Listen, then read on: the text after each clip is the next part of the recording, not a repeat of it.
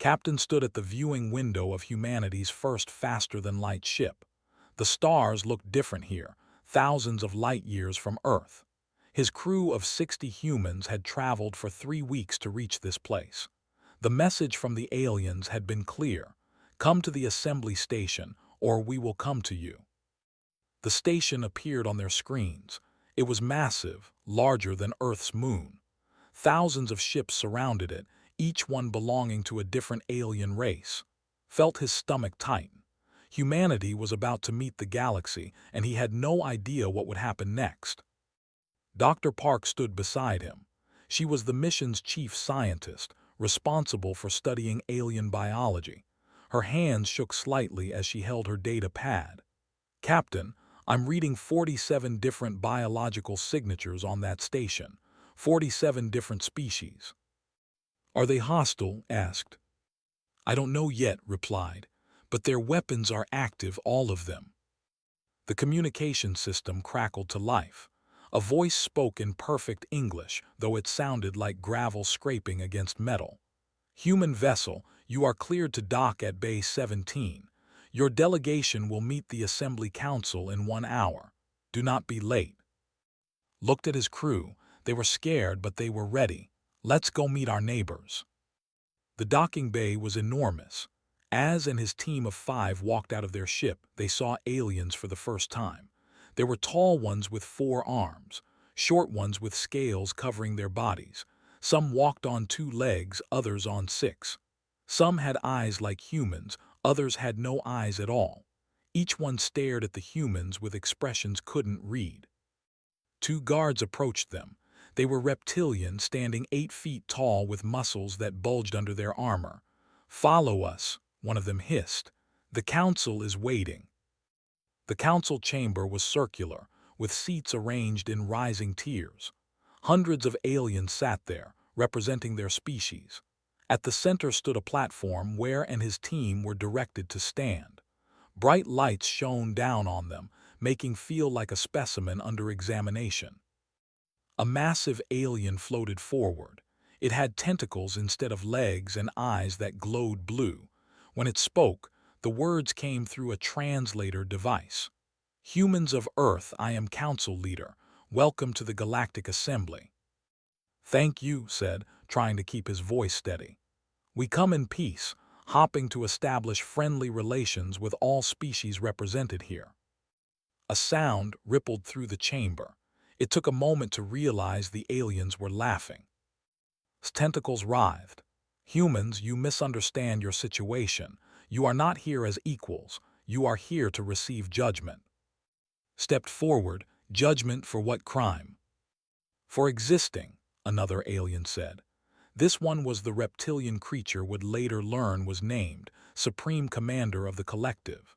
"Your species has achieved faster-than-light travel. By galactic law, you are now subject to the will of the Assembly." Felt cold. "What does that mean?" Spoke again.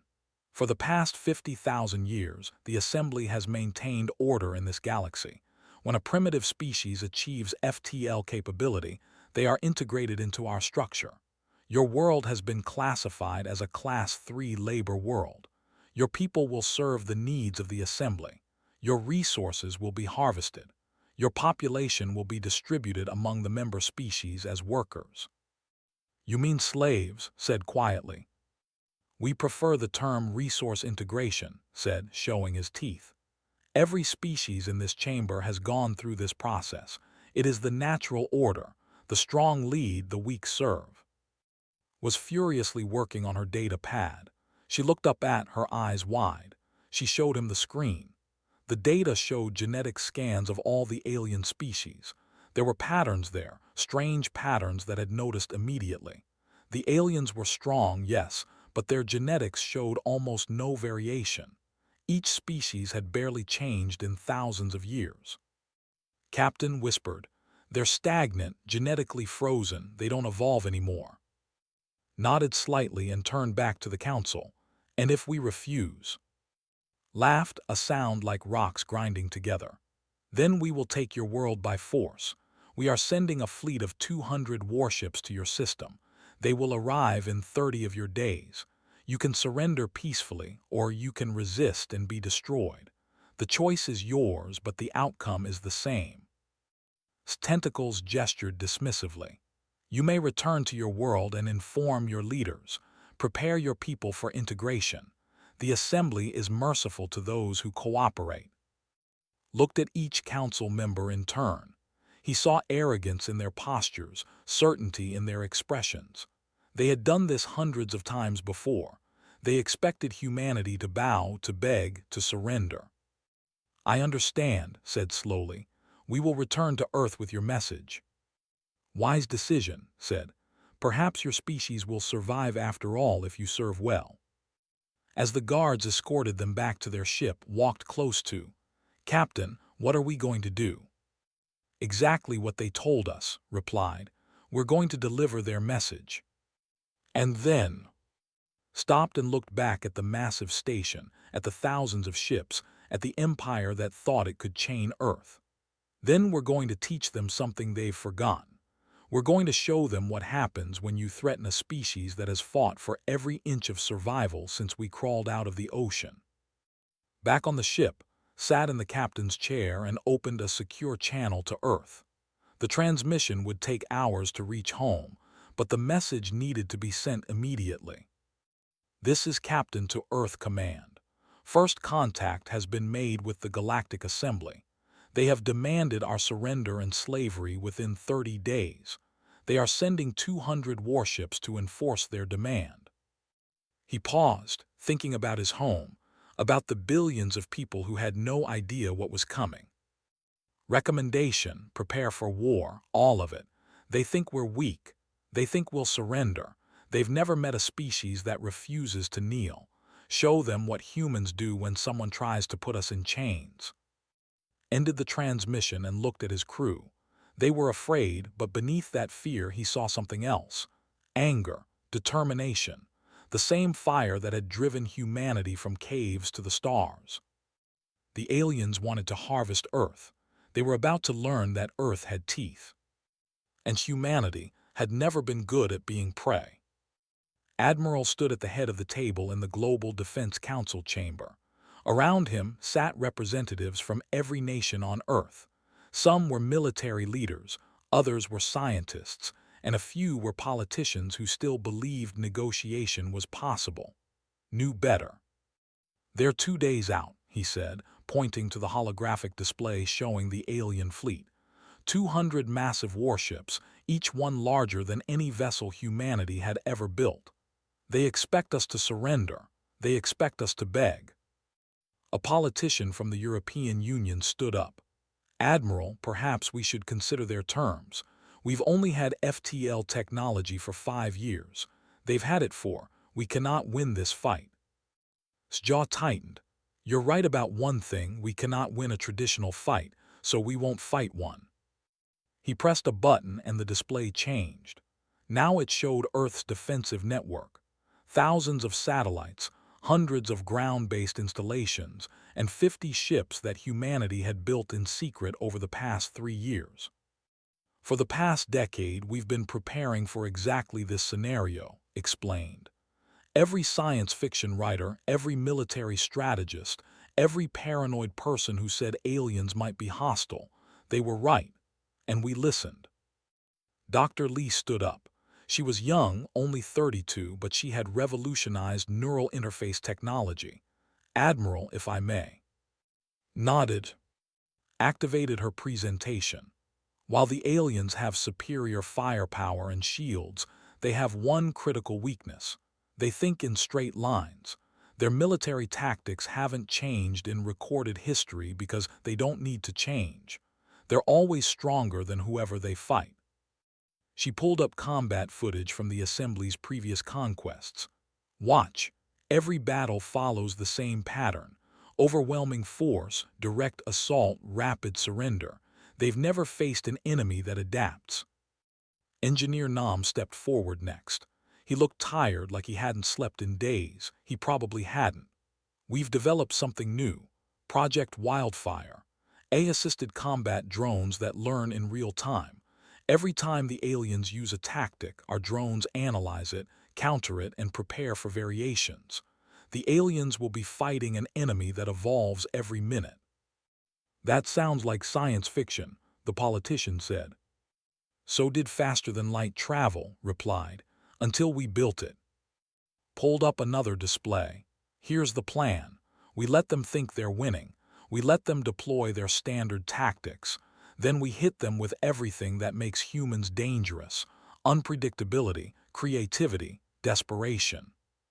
And if we lose, someone asked.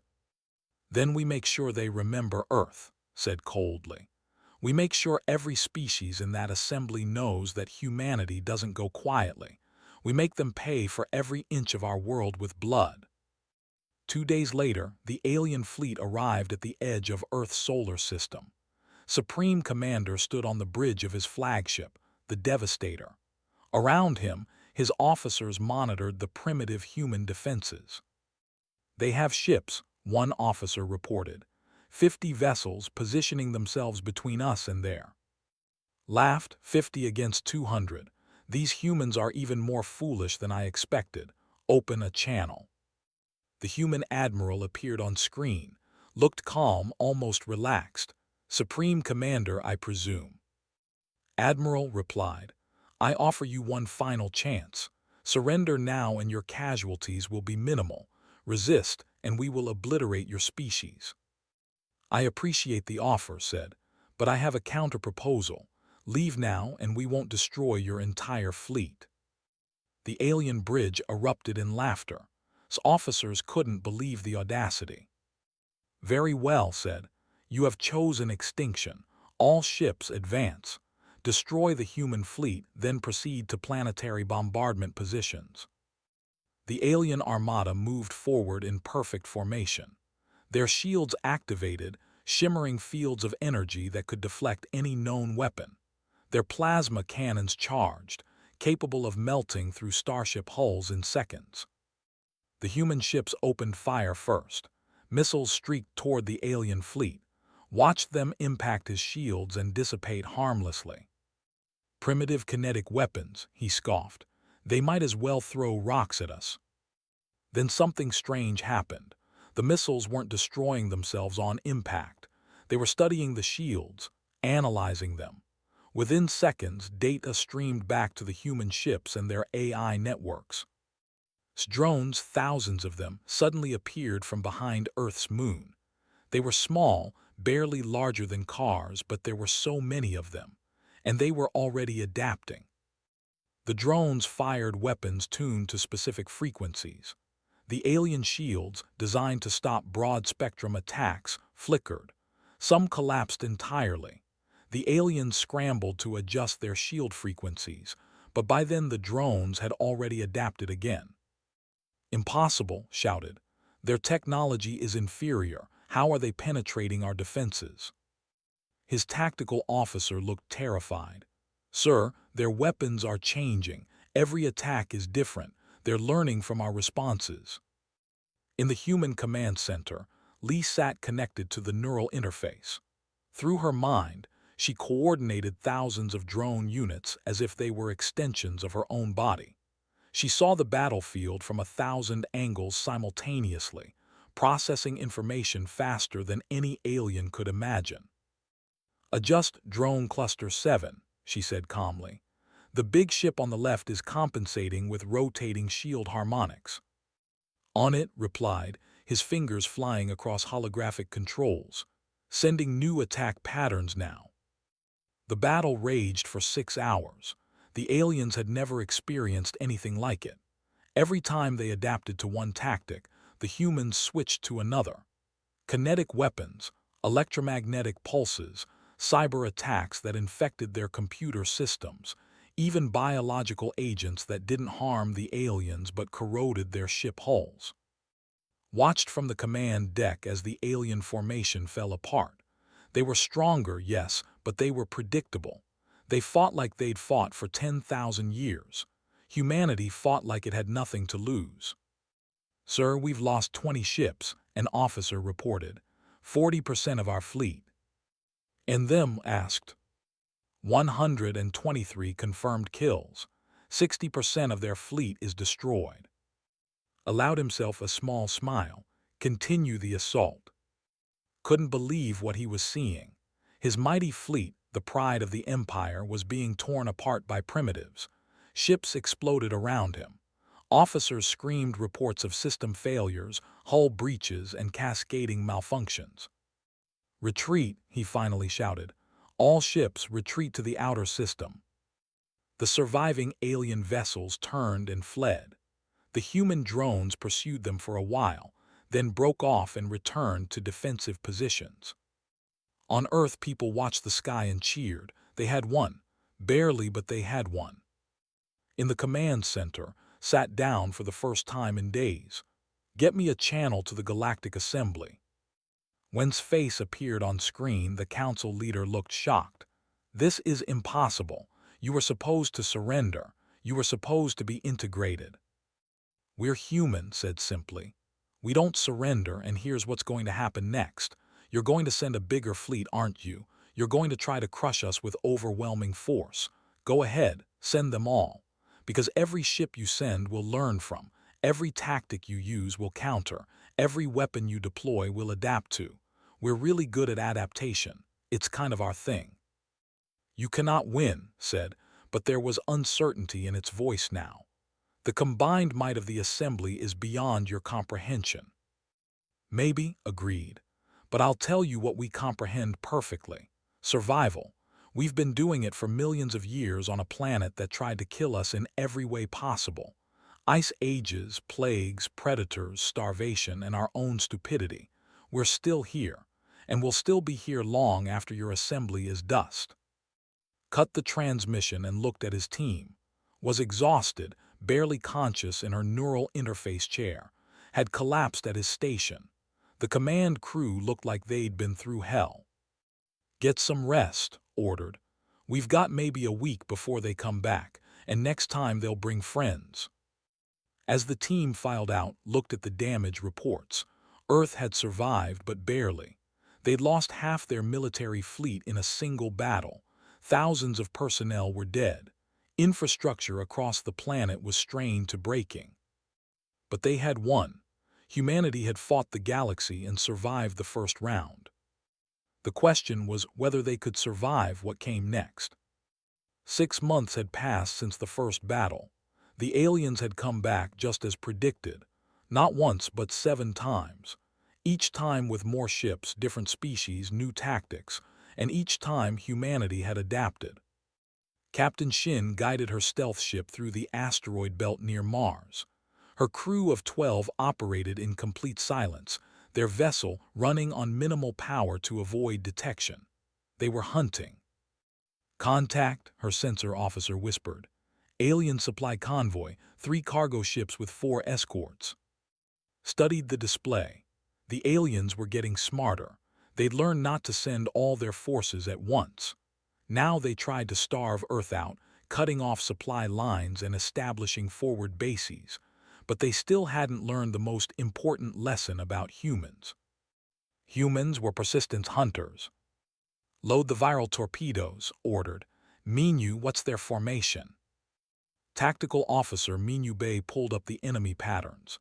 He'd been studying alien military doctrine for months, poring through every scrap of captured data. "Same as always, Captain.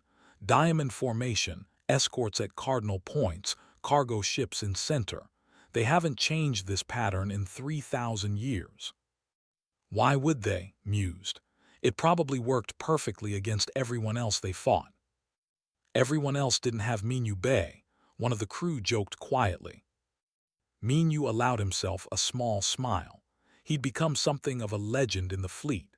Where other analysts saw random patterns, Minu saw predictability. The aliens were like chess players who'd memorized every opening but never learned to improvise.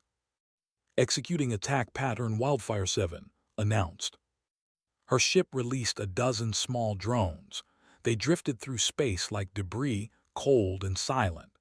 The alien convoy passed right by them. Then the drones activated, attaching themselves to the alien hulls and releasing their payloads.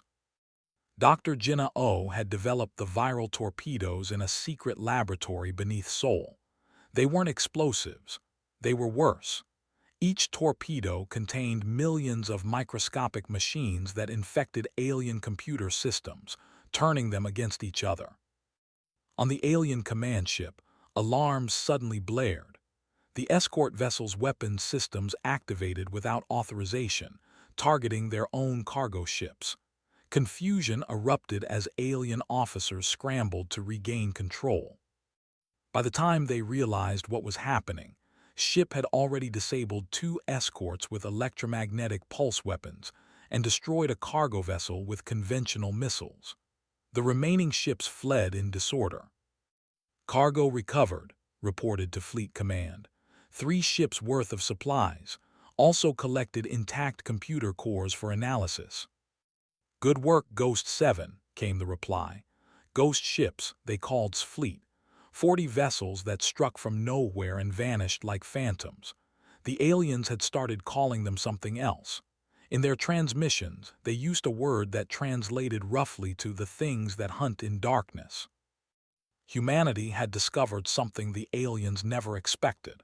Humans were really good at being scary when they wanted to be. Back on Earth, Commander prepared for the largest battle yet. Intelligence reported that the Empire was sending their finest warriors. There were creatures, 6-legged killing machines that had conquered 40 worlds. They considered themselves the galaxy's greatest fighters. Stood on the bridge of the orbital defense platform near Jupiter's moons. His force was outnumbered 3-1. The fleet approached in a massive swarm formation, thousands of smaller ships backed by carrier vessels. "Sir, they're deploying boarding craft," an officer reported. "They're going to try to take our platforms intact." Nodded, "Let them come. Activate Project Hammer." In Earth's secret weapons facility, Massive fired. But they weren't firing at the alien ships. They were firing chunks of metal, each weighing several tons, accelerated to a significant fraction of light speed. The physics were simple. Mass times velocity equals force. At relativistic speeds, even a small object carried devastating energy. The metal chunks, launched from Earth days ago, now intersected with the fleet's position. The aliens didn't even see them coming. Their sensors couldn't track objects moving that fast. The impacts were catastrophic. Ships simply ceased to exist, transformed into expanding clouds of plasma. In 30 seconds, they lost half their fleet. The survivors broke formation and fled. They'd never encountered a weapon that ignored shields entirely through sheer kinetic force. "Target the carriers," ordered calmly. "Don't let any escape." The battle was over in minutes. The galaxy's finest warriors had been destroyed by what amounted to throwing rocks very, very fast. In her laboratory, Dr. Jenna O worked on her latest project. She was a microbiologist, and she'd made a disturbing discovery. Earth's diseases, harmless to humans after of coevolution, were devastating to alien biology. "We can't use bioweapons," one of her colleagues argued. "That's a war crime."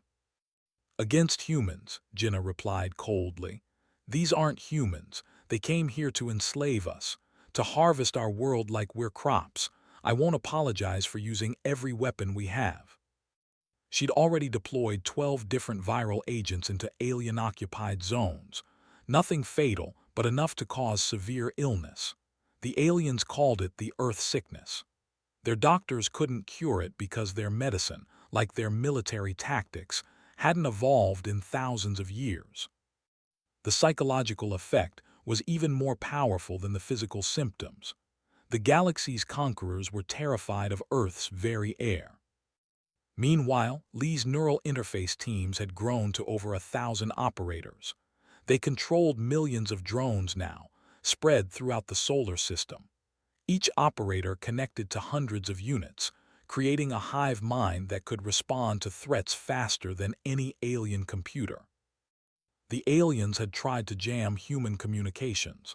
They'd tried cyber attacks. They'd tried everything their ancient military databases suggested. Nothing worked. Humanity kept adapting, kept evolving, kept finding new ways to turn weaknesses into strengths. Reviewed the battle reports in his office. 6 months of constant warfare. Humanity had lost millions of people, dozens of ships, and uncountable resources, but they were winning. Slowly, painfully, they were winning. "Sir," an aide entered. "We've intercepted a transmission from the Galactic Assembly. They're holding an emergency session." Pulled up the translated broadcast. He watched as alien leaders, species that had conquered hundreds of worlds, argued in panic. They'd sent 5 different empires against Earth. All 5 had been defeated or fought to a standstill.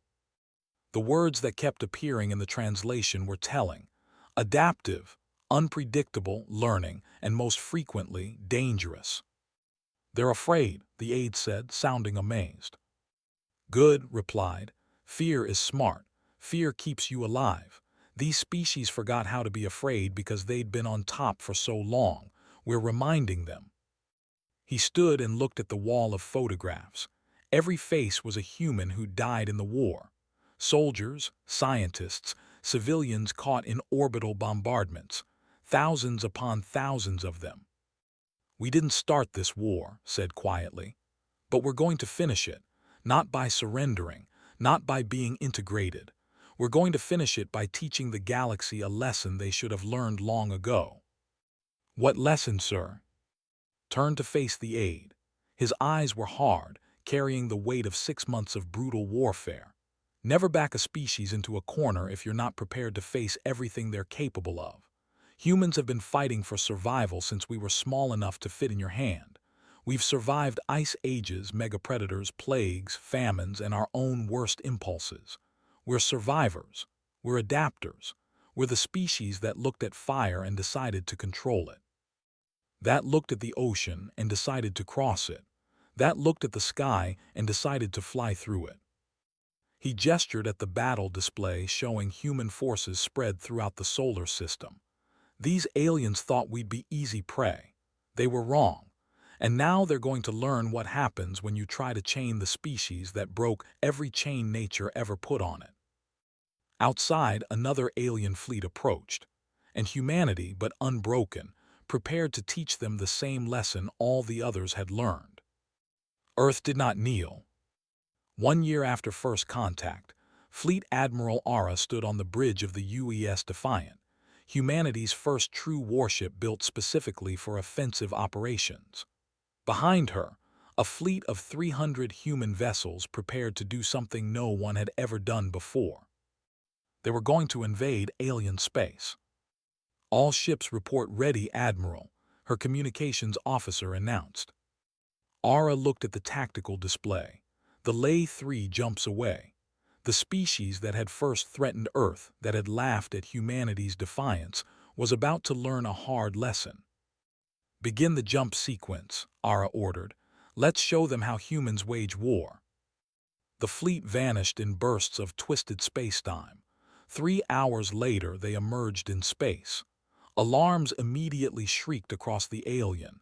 An enemy fleet in their territory, attacking their home. It had never happened before in 10,000 years of history.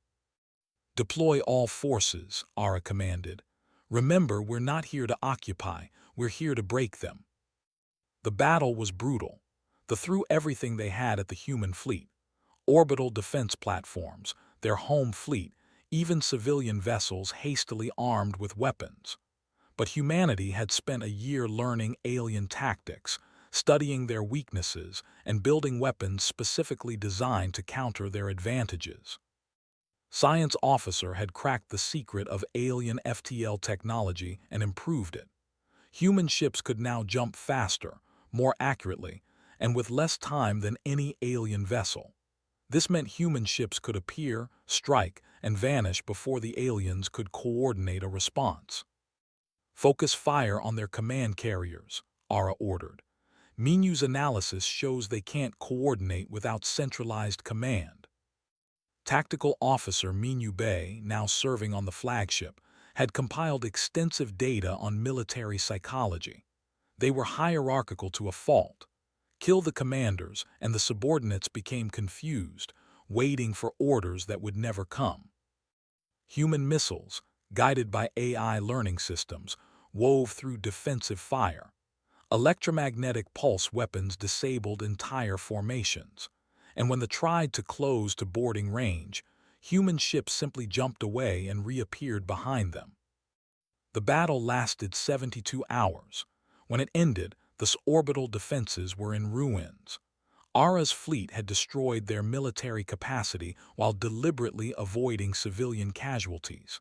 She wanted the people alive to remember this day. "Broadcast on all frequencies," Ara ordered. She faced the camera, her expression cold.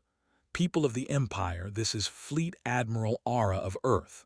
1 year ago, your supreme commander threatened my world with slavery. He said we would be harvested like crops. He was wrong." She gestured to the burning orbital stations visible through the viewport. "This is what happens when you threaten humanity. We don't wait to be victims. We don't surrender, we strike back. Your military might is broken. Your fleets are destroyed, but we are not monsters like you. We will not enslave your people. We will not harvest your world. We simply wanted you to understand something." Ara leaned forward. "Earth does not kneel. Tell the rest of the galaxy. Tell every species in the assembly. Tell them what happens when you try to chain us." The broadcast ended. Ara turned to her crew.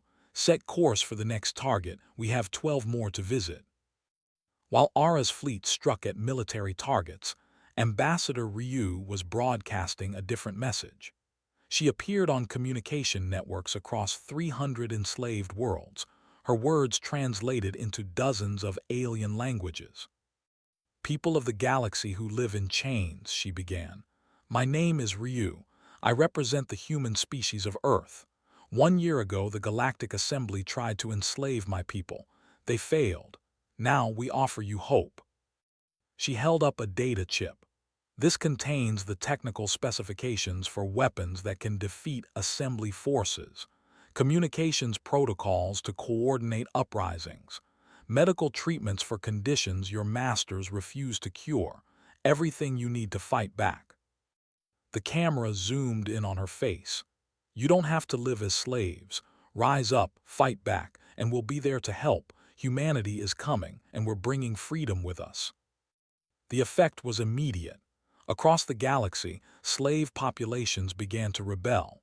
They'd lived under the Assembly's rule for generations, beaten down, told they were inferior, treated as property. Now, a species that had the Assembly was offering them weapons and hope. The Assembly's carefully maintained order began to crumble. On Earth, Dr. Park presented her findings to the War Council. Her research over the past year had confirmed her initial observations. "Every species in the Assembly is genetically stagnant," she explained, displaying complex genetic data. "They've been the dominant powers for so long that they stopped evolving. No predators to escape, no diseases to fight, no environmental pressures to overcome. They're perfect for the galaxy they knew 10,000 years ago." "But the galaxy changed," said. "Exactly," confirmed. "They can't adapt anymore. They've optimized themselves for a static universe. Meanwhile, humanity has been adapting continuously for millions of years. We never stopped evolving, even after we became the dominant species on Earth. It's in our DNA to change, to learn, to overcome." She pulled up a comparison chart. "A warrior is physically stronger than any human, but give a human 6 months of training and adaptive equipment, and they'll find a way to beat that warrior. Because we don't fight strength with strength. We fight it with creativity." The turning point came when Commander, promoted after his diplomatic mission, led a daring assault on the Assembly's greatest weapon. There was a dreadnought the size of a small moon, equipped with weapons that could crack planets. It was considered invincible. His plan was insane. He proposed boarding the vessel. "Boarding actions are suicide," one admiral argued. "Their security is impenetrable." "Their security is designed to stop alien boarding parties," countered. "We're not going to board like aliens would. We're going to board like humans." His team of 200 soldiers wore experimental suits designed by Nam. The suits were loaded with adaptive camouflage, neural interfaces, and enough firepower to level a building. But the key was the soldiers themselves. They were volunteers, every one. They'd trained for 6 months on captured alien vessels, learning every weakness, every blind spot, every design flaw that came from 10,000 years of complacent engineering. The assault began with a cyber attack that Lee's team had been preparing for months. They didn't try to take control of the systems. That would be too difficult. Instead, they made the ship think it was under attack from within, triggering internal security protocols that locked down entire sections. While the alien crew fought phantom threats, his team breached the hull in a dozen locations. They moved through the massive ship like ghosts, using tactics no alien had ever conceived. Psychological warfare, ambush tactics, guerrilla fighting, every dirty trick humanity had learned in thousands of years of warfare. There in the command center, an alien officer screamed. But it was too late. Stood on the bridge of surrounded by terrified alien crew. He held the ship's control codes in his hand. "Attention Assembly Fleet," he broadcast. "The is now under human control. You have 1 hour to withdraw from this system. After that, we'll demonstrate what this weapon can do to Assembly worlds." The aliens. For the first time in recorded history, the Assembly retreated without firing a shot. News of this capture spread across the galaxy faster than light. The symbol of Assembly power, taken by the species they'd tried to enslave. Slave rebellions intensified. Member species began to question their loyalty. The careful order of 50,000 years began to collapse. In the Assembly Council chamber, convened an emergency session. The representatives of 47 species looked defeated, frightened, and desperate. "We must negotiate," one representative said. "The humans are destroying everything we've built." "They're animals," another protested weakly. "Primitives, how can they be defeating us?" "Because we forgot how to fight," said quietly. The council leader's tentacles hung limply. "We've been so powerful for so long that we forgot struggle. We forgot adaptation. We forgot what it means to fight for survival." A message arrived from Earth. Admiral's face appeared on their screens. "Members of the Galactic Assembly," he said, "your fleets are broken. Your greatest weapon is ours. Your slave populations are in revolt. You have one choice remaining: surrender or be destroyed." "You would exterminate us?" asked. "No," replied. "Unlike you, we don't believe in genocide, but we will end your empire. We will free every enslaved species. And we will ensure you never threaten anyone again. You came to Earth expecting us to kneel. Now it's your turn." The council chamber fell silent. Each representative looked at the others, seeing the same fear reflected in alien eyes. They had tried to chain Earth. Now Earth was coming to put them on their knees. And there was nothing they could do to stop it. 2 years after first contact, the Galactic Assembly Hall stood silent. The massive chamber, once filled with the confident voices of galactic conquerors, now held only the sound of breathing. 47 species, represented by their leaders, waited. They were waiting for humanity. Secretary General Han walked into the chamber flanked by Admiral and Ambassador Ryu. Behind them came representatives from Earth's nations, scientists, soldiers, and civilians. They walked like people who had earned their place through blood and fire. The alien delegates stood as the humans entered, not out of respect at first but out of uncertainty. Then, one by one, they knelt. The council leader who had once sentenced Earth to slavery lowered itself to the ground. Its tentacles trembled. "Secretary General Han, the Galactic Assembly formally surrenders to humanity. We place ourselves at your mercy." Looked at the kneeling aliens. These were the species that had conquered hundreds of worlds, the beings who had enslaved countless civilizations. the empire that had ruled for 50,000 years. Now they knelt before a species that had barely reached the stars. "Stand up," said quietly. The aliens looked confused. Translator crackled, We don't understand." "I said stand up," repeated, his voice firm. "Humanity doesn't want subjects kneeling before us. We've spent our entire history fighting against that kind of thing." Slowly, uncertainly, the aliens rose to their feet. "Walk to the center of the chamber. 2 years ago you came to Earth and demanded our surrender. You told us we would be integrated, harvested, enslaved. You expected us to accept this because you were strong and we were weak." He looked at each alien representative in turn. "You were wrong about many things. You were wrong about strength. You were wrong about weakness. And you were wrong about humanity." Stepped forward and activated a holographic display. It showed the terms of surrender that Earth had prepared. "The Galactic Assembly is dissolved," announced. "All enslaved species are to be freed immediately, every slave collar removed, every chain broken, every prison opened." "That will cause chaos," one alien protested. "The freed slaves don't know how to govern themselves. Economies will collapse." "Then you'll help them rebuild," said coldly. "You'll provide resources, technology, and reparations for the damage you've caused over thousands of years." "We don't have those resources," another alien said. "The war has depleted our economies." "You found resources to build warships," replied. "You found resources to maintain slave camps. You'll find resources to repair what you've broken, or Earth will help you find them." The threat was clear. The aliens had seen what human weapons could do. They had no desire to see them again. "Furthermore," continued, "all member species of the former assembly will submit to military restrictions. No species may maintain a military force larger than necessary for self-defense. No species may develop weapons of planetary destruction. No species may engage in conquest or colonization of inhabited worlds."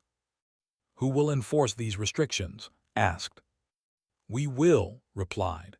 "The Galactic Peacekeeping Force under the command of Admiral. Think of it as a guarantee, a reminder of what happens when species forget that strength comes with responsibility." Over the following weeks, the terms of surrender were implemented. Admiral took command of a fleet composed of human ships and reformed alien vessels. His mandate was simple: keep the peace, protect the weak, and ensure no species ever attempted what the Assembly had done. It was strange watching former enemies work alongside humans, but had learned something during the war. Most species weren't evil. They'd simply been born into a system that told them conquest was natural, that slavery was normal, that might made right.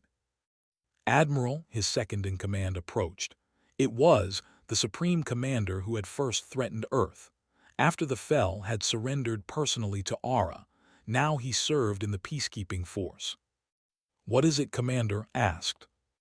"I wanted to thank you," said, his reptilian features showing something that might have been respect, "for not destroying my people, for giving us a chance to be better."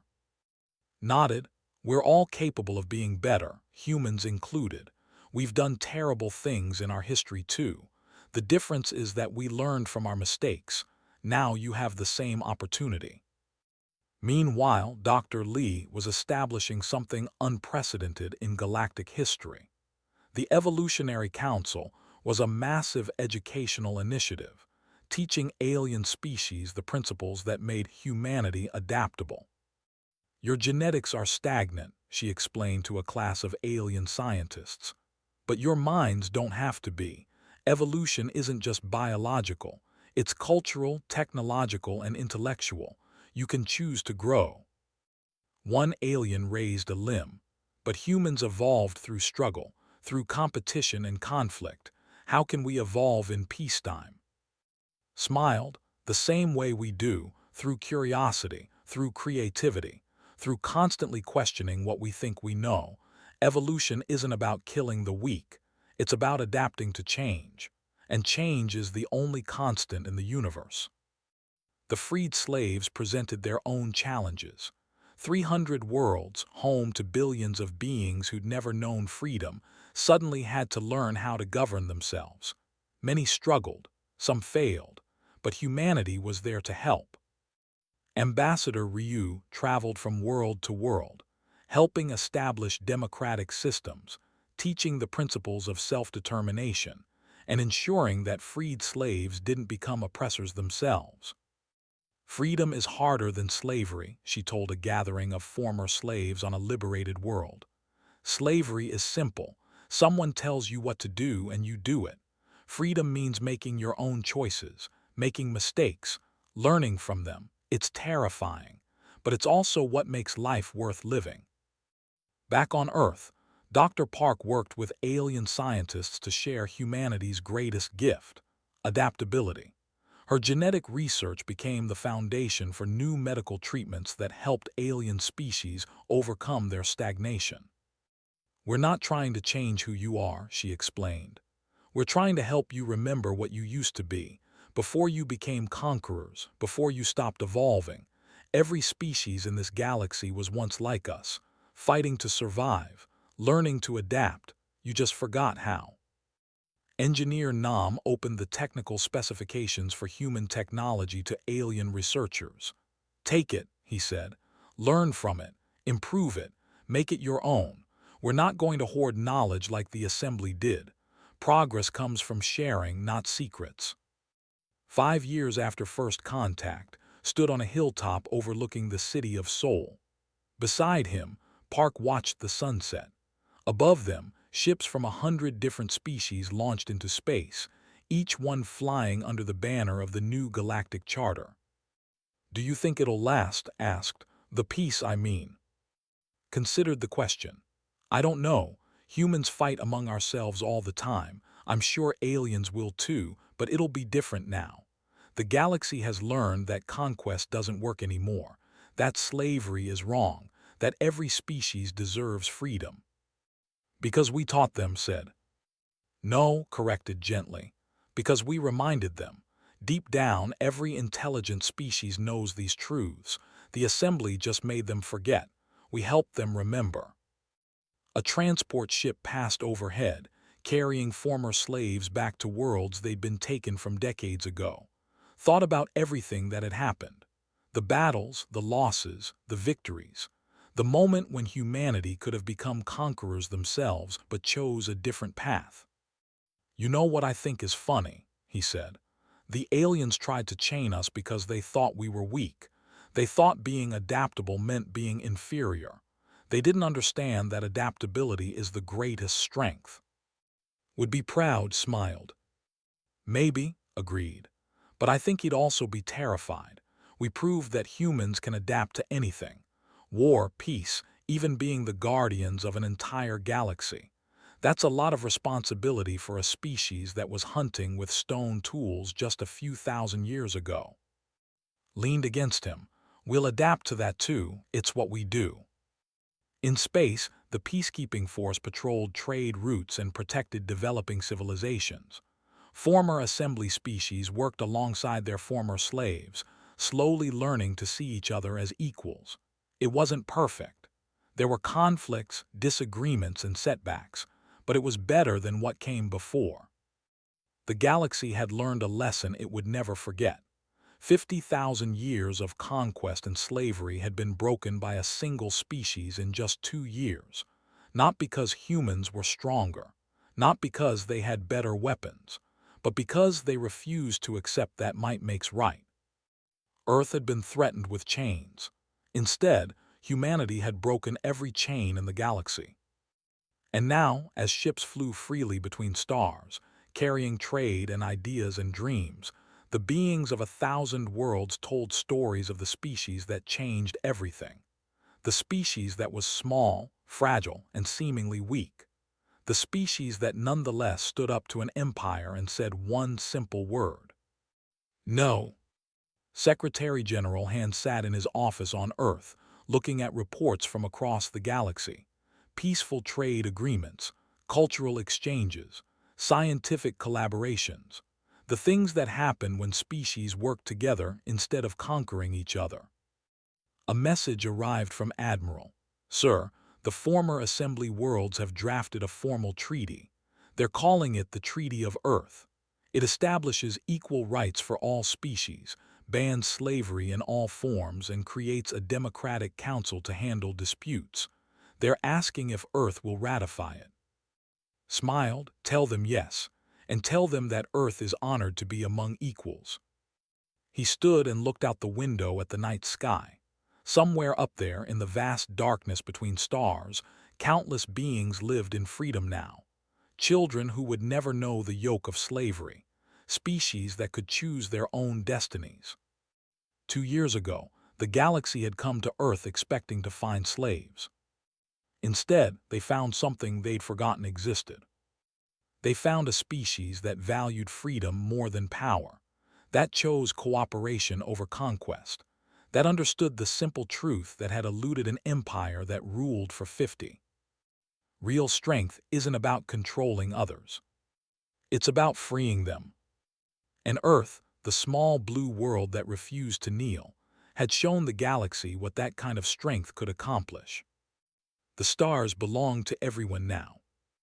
And humanity, the species that broke the chains, stood guard to ensure they stayed free.